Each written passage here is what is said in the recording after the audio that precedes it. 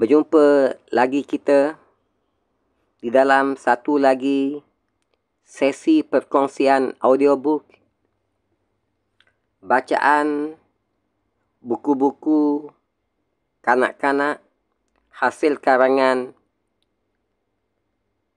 penulis yang prolifik sepanjang zaman dalam penghasilan buku-buku bacaan untuk kanak-kanak, iaitu Enid Blyton.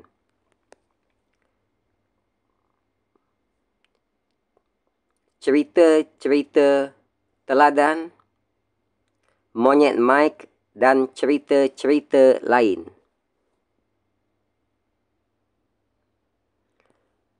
Semoga di samping berhibur, dapat sedikit sebanyak kita mengambil manfaat, iktibar dan pengajaran yang baik daripada cerita-cerita teladan yang telah dan akan kita baca bersama-sama di dalam sesi-sesi perkongsian audiobook kita ini. InsyaAllah.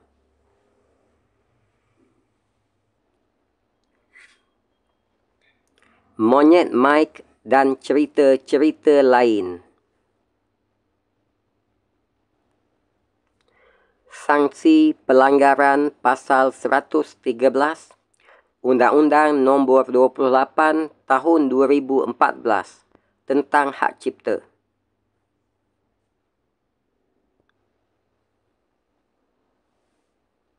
Cerita-cerita teladan, Monyet Mike dan cerita-cerita lain oleh Enid Blyton. Ilustrasi oleh Wal Biro, penerbit PT Gramedia Pustaka Utama Jakarta, Kompas Gramedia. Judul asal untuk buku cerita-cerita teladan ini yang diterbitkan dan dihasilkan di United Kingdom, Great Britain, dalam bahasa Inggeris adalah Mike's Monkey and Other Stories by Enid Blyton. Copyright 1950. Text by Darrell Waters Limited. Copyright 1982. Illustrations by the Hamlin Publishing Group Limited. All rights reserved. Versi terjemahan ke bahasa Indonesia dengan judul Monyet Mike dan cerita-cerita lain oleh Enid Blyton. 616141012. Hak Cipta Terjemahan Indonesia, PT Gramedia Pustaka Utama.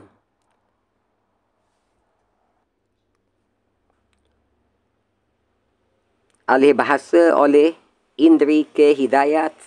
Desain sampul atau kulit buku marina_design@yahoo.com.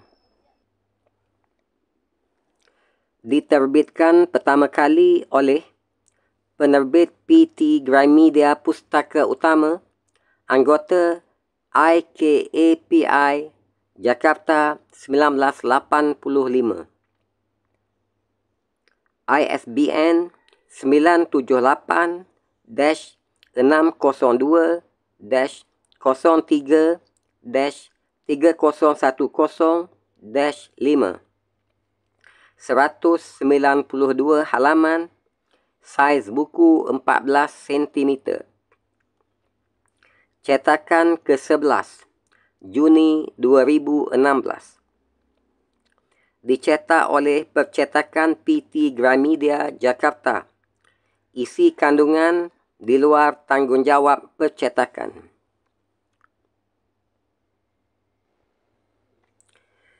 cerita-cerita teladan untuk anak-anak yang terdapat di dalam buku Monyet Mike dan cerita-cerita lain oleh Enid Blyton ini adalah Monyet Mike, si mata jeli dan si rabun, beruang yang tua renta. Bila Pak Kurcaci marah, Sally si tukang menjerit. Yang mana dia? Tuan Budiman dan kebakaran. Cerita teladan yang ke-7. Tuan Budiman. Tuan Budiman. Pada suatu hari, berdirilah seorang perempuan tua di muka pertokoan di sebuah kota kecil. Hari itu, cuaca sangat dingin sebab saat itu masih musim salju. Angin bertiup cukup kencang, menambah dinginnya udara.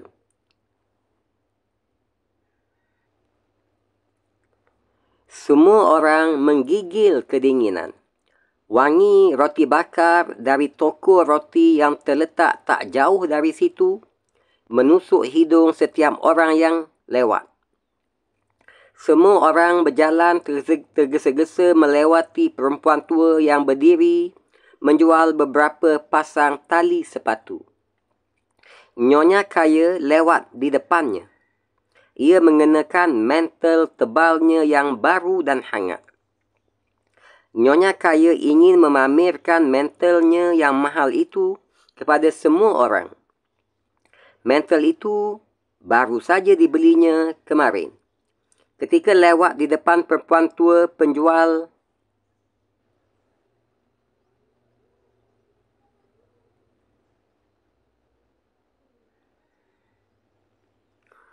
tali sepatu, Nyonya kaya memandangnya dengan pandangan menghina.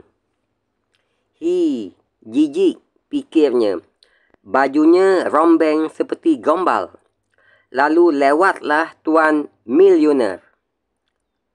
Melihat Nyonya kaya, ia berhenti dan mengobrol dengannya. Tuan Milioner mempunyai rumah bagus yang besar sekali. Kudanya ada beratus-ratus jumlahnya. Orang sangat senang bila diundang ke rumahnya. Mereka umumnya merasa bangga berkawan dengan Tuan Milioner. Betapa menjijikkan perempuan itu, ujar Tuan Milioner kepada Nyonya kaya.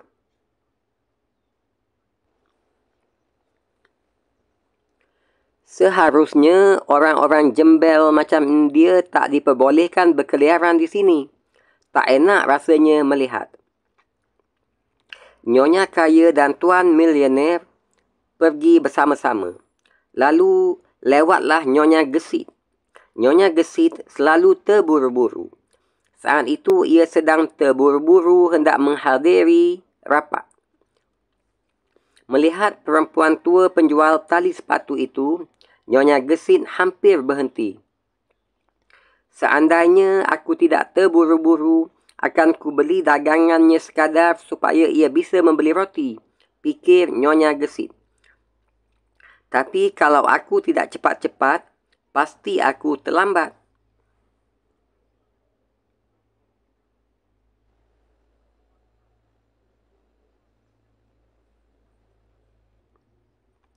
Maka Nyonya Gesit pun meneruskan perjalanannya tanpa jadi berhenti. Betapa sedihnya hati perempuan tua penjual tali sepatu itu. Kelihatannya tak seorang pun akan membeli barang dagangannya. Lalu lewat di mukanya dua orang anak kecil. Mereka melihatnya, tetapi tidak berhenti. Rupanya mereka hendak membeli mainan di toko mainan. Ketika melihat perempuan tua itu, mereka malah tertawa. Hi, lucu ya tampangnya, kata seorang di antara mereka. Topinya pasti diambil dari tempat sampah. Mereka berlari masuk ke dalam toko mainan. Perempuan tua itu menarik napas panjang. Tubuhnya kedinginan berdiri di situ. Tetapi itu satu-satunya tempat yang banyak dilalui orang. Kemudian, lewatlah Tuan Janji. Ia segera berhenti. "Hai, kelihatannya kau sangat kedinginan," katanya.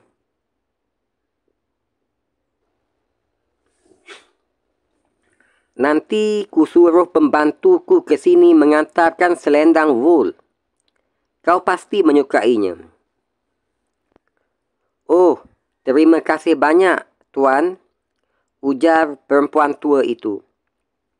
Kemudian, Tuan Janji cepat-cepat pulang. Dalam hati, ia memuji dirinya sendiri. Betapa baik hatinya.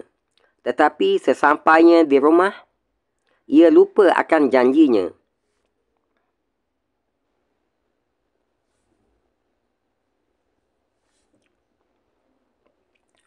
Dan perempuan tua itu akhirnya tak pernah menerima selendang wol yang dijanjikan kepadanya.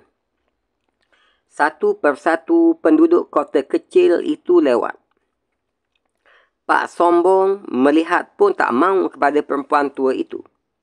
Nona Pelamun terlalu sibuk melamun hingga tak nampak olehnya perempuan tua yang berdiri kedinginan di tepi jalan itu. Nampaknya tak seorang pun akan membeli tali sepatu yang dijual oleh perempuan tua itu. Lalu, lewatlah Tuan Budiman. Tubuhnya kecil pendek. Matanya bersinar-sinar. Wajahnya kemerah-merahan. Dengan segera, tampak olehnya perempuan tua penjual tali sepatu itu. "Hai, jangan terlalu lama berdiri di luar dalam cuaca dingin begini," katanya. "Apakah kau tak punya rumah?" "Tidak," sahut perempuan tua itu. "Aku sedang mencari uang untuk ongkos pergi ke rumah cucuku di kota Anu. Di sana, ia bisa memberiku tempat yang hangat. Tapi, sepagi ini belum ada yang membeli tali sepatu yang kujajakan ini sama sekali. Aku kedinginan dan sangat lapar. Tubuhku terasa lelah sekali."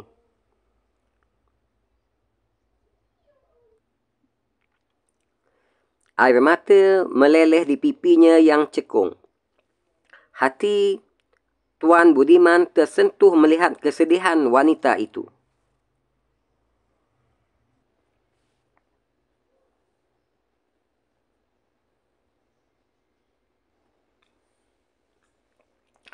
Dikeluarkannya sebuah sapu tangan dari sakunya, lalu diusapnya air mata perempuan tua yang malang itu. "Ikutlah pulang bersamaku," ujarnya. "Rumahku hanyalah sebuah gubuk yang kecil. Aku orang miskin. Tapi, di sana kau bisa menghangatkan diri dan sedikit mengisi perutmu. Setelah itu, kita cuba mencari rumah cucumu."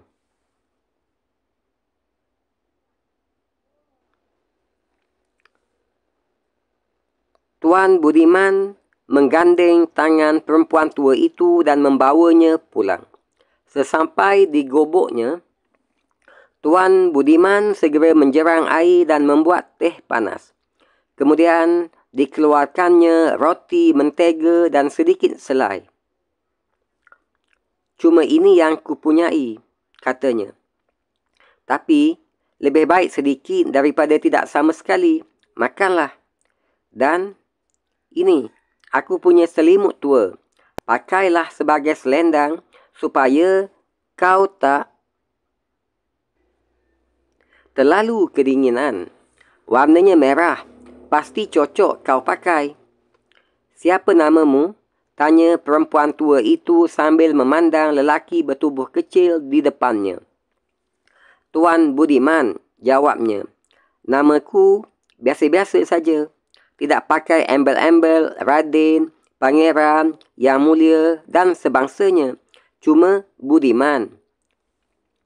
Sudah kuduga, ujar perempuan tua itu. Nah, sekarang beristirahatlah dulu, kata Tuan Budiman. Aku hendak mengambil gerobakku dan mencoba menjual sedikit kentang yang kumiliki. Setelah itu, ku hantar kau mencari rumah cucumu. Siang harinya, setelah menjual kentangnya, Tuan Budiman mempersilakan perempuan tua itu duduk di sampingnya. Perempuan itu mengenakan potongan selimut merah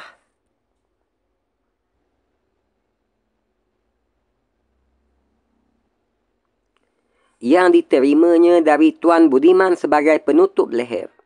Ia merasa hangat dan tidak lagi kedinginan sekarang. Di jalan, banyak orang melihat Tuan Budiman bersama perempuan tua itu. Lihat, seru Nyonya Kaya. Tuan Budiman pergi bersama perempuan yang menjijikkan itu. Siapa sih dia? Tanya Tuan Milioner.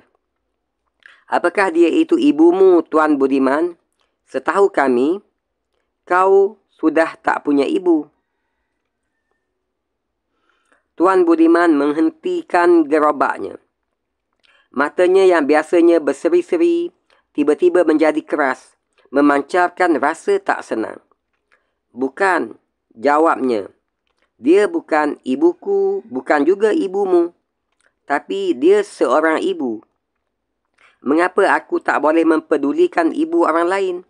Kau merasa terlalu kaya dan penting buat bersikap ramah terhadap perempuan tua seperti dia, bukan? Tidak demikian denganku. Aku bukan apa-apa. Aku cuma si Budiman. Bersyukurlah aku bisa bersikap ramah dan berteman dengan sesiapa pun. Selesai bicara, Tuan Budiman mengemudikan gerobaknya, meneruskan perjalanan. Tak lupa ia melepas topinya sebentar sambil memberi hormat dan tersenyum kepada Tuan Milioner. Gerutu Tuan Milioner. Tak tahu sopan santun, sambung Nyonya Kaya.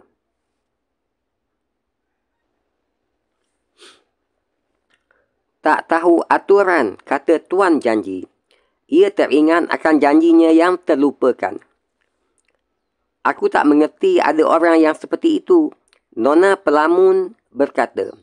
Mudah-mudahan aku tak perlu berteman dengannya, tambah Tuan sombong.